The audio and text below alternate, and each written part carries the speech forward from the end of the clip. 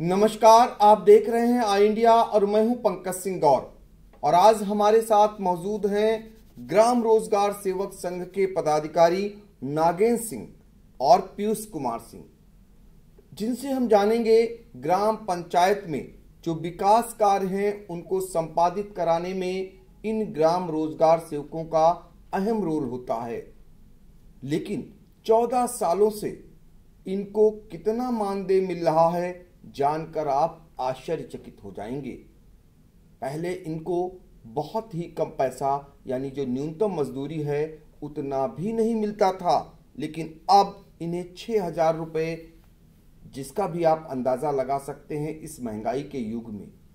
लेकिन इनके जो कार्य हैं वो सारे कार्य ग्राम पंचायतों में विकास कार्य जो होते हैं उनको संपादित कराने में इन्हीं का रोल होता है। सीतापुर में हालांकि इनकी संख्या 1200 के आसपास है, लेकिन प्रदेश में अगर बात करें तो 37,000 है। और ऐसे में अब ये लोग अपना हक पाने के लिए अभी आंदोलन की राह पर चल निकले हैं। आज ब्लॉक मुख्यालयों पर इन लोगों के द्वारा यानी ग्राम रोजगार सेवकों के द्वारा प्रदर्शन किया गया है और अपनी 10 सूत्री मांगों का ज्ञापन वीडियो के माध्यम से मुख्यमंत्री योगी आदित्यनाथ को भेजा गया है। तो बातचीत करने के लिए खास इनसे जानेंगे इनकी समस्याएं क्या हैं, ताकि इनकी समस्याएं प्रशासन, शासन और सरकार तक पहुंच सके। तो शुरुआत करेंगे हम नागेंद्र सिंह से और जानेंगे कि ग्राम रोजगार जो सेवक हैं इनकी नियुक्तियां कब हुई थी और तब इन्हें कितना वेतन मिलता था, अब कितना मिल रहा है और आपकी मांग क्या है? नमस्कार, मैं नागेंद्र सिंह ग्राम रोजगार सेवक संघ ब्लॉक पहलिया से हूँ। हम लोगों की नियुक्ति सर अक्टूबर 2006 में की गई थी।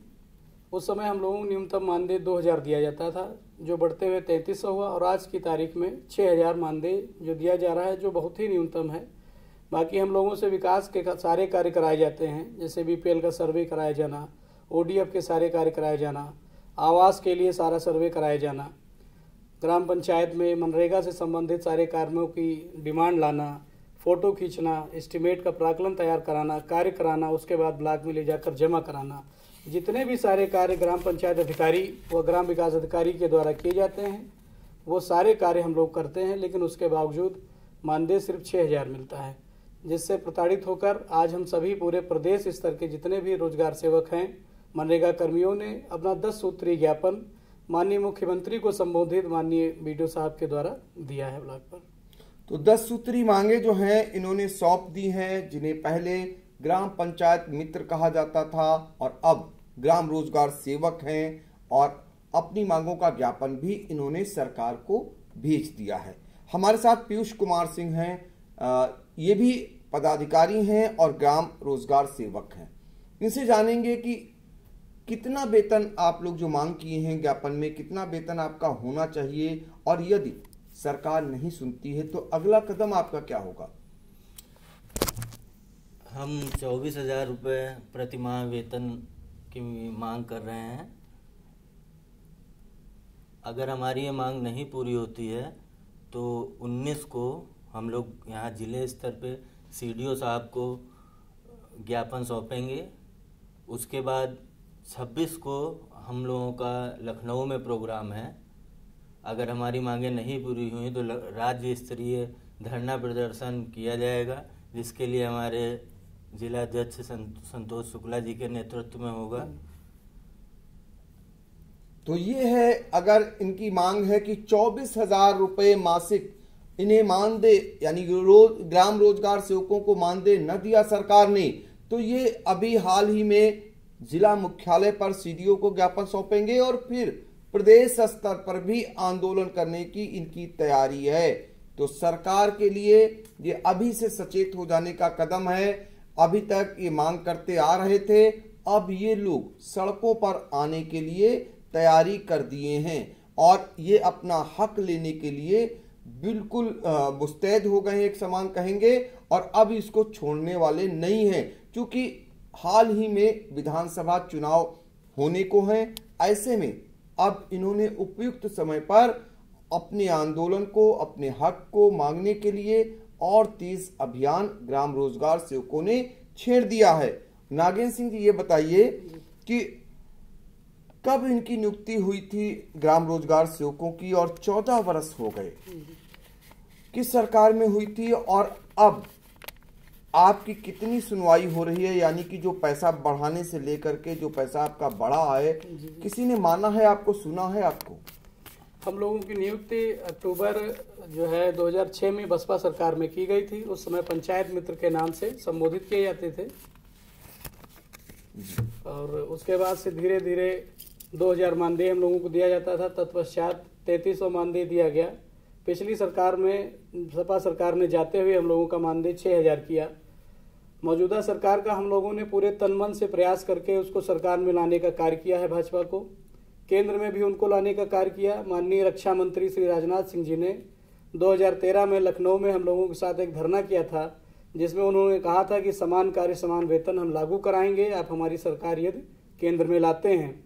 हम लोगों ने उनकी मांगों को उनको अपना समझकर तन मन से पूरा प्रयास किया, केंद्र में लाने का कार्य किया। तत्पश्चात 2017 में पुनः हम लोगों ने भाजपा सरकार पर विश्वास करके उनको गद्दी पर बैठाया।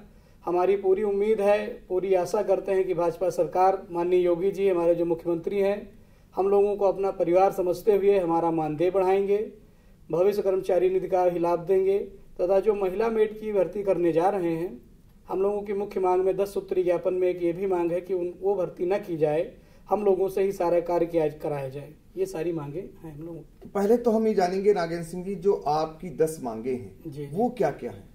10 मांगों में सर्वप्रथम मांग यही है कि सरकार जो महिला मेड का चयन करने जा रही है, उसके लिए सरकार को अलग से प्रशासनिक मद का भुगतान करना पड़ेगा, जो कि सरकार हम लोगों को सिर्फ 6000 देने में दिक्कतें आती हैं, तो उनको कहां से दिया जाएगा, तो वो प्रशासनिक मद सरकार का बचे।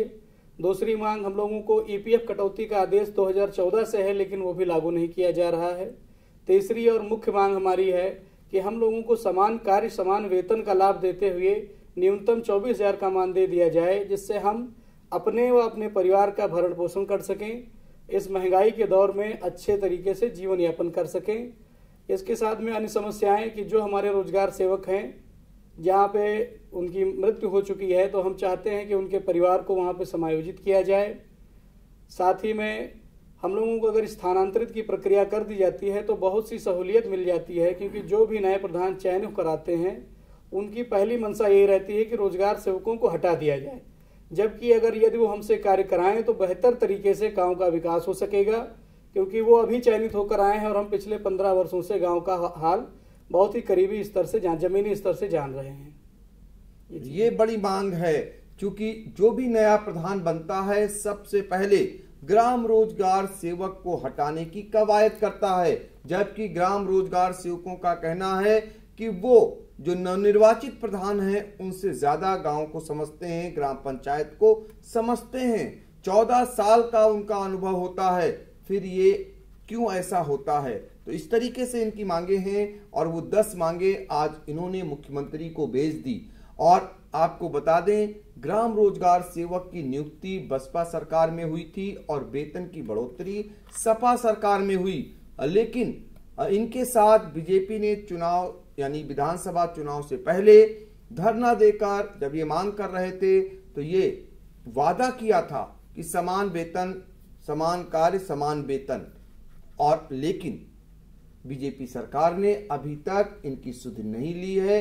अब चूंकि फिर से चुनाव होने जा रहे हैं, ऐसे में ये अपना हक मांगने के लिए आंदोलन को और तेज कर रहे हैं।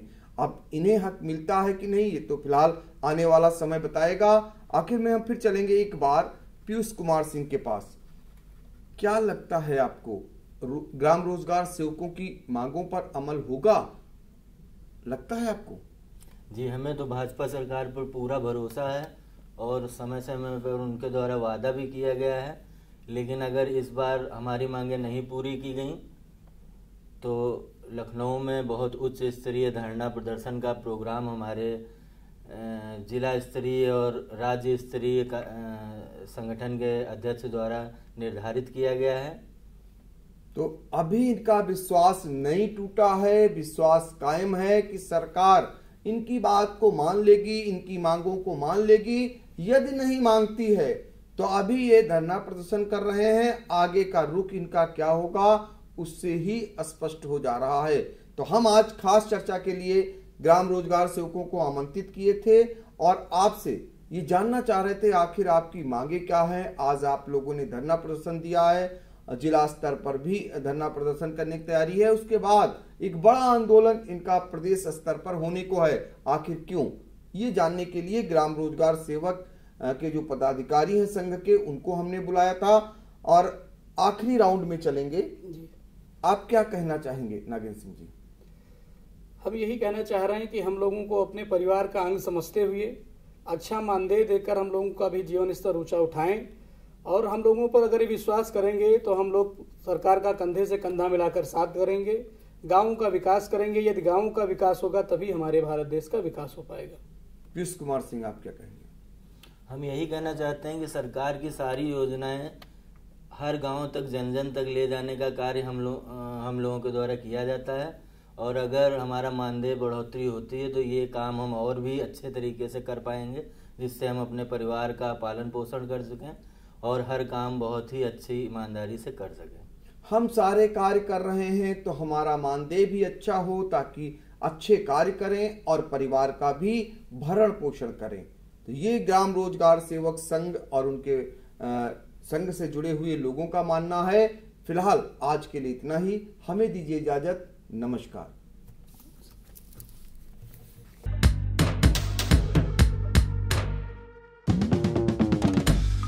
नमस्कार, मैं हूं Satish Kaushik, actor, director, producer और आपका चहेता हास्य कलाकार।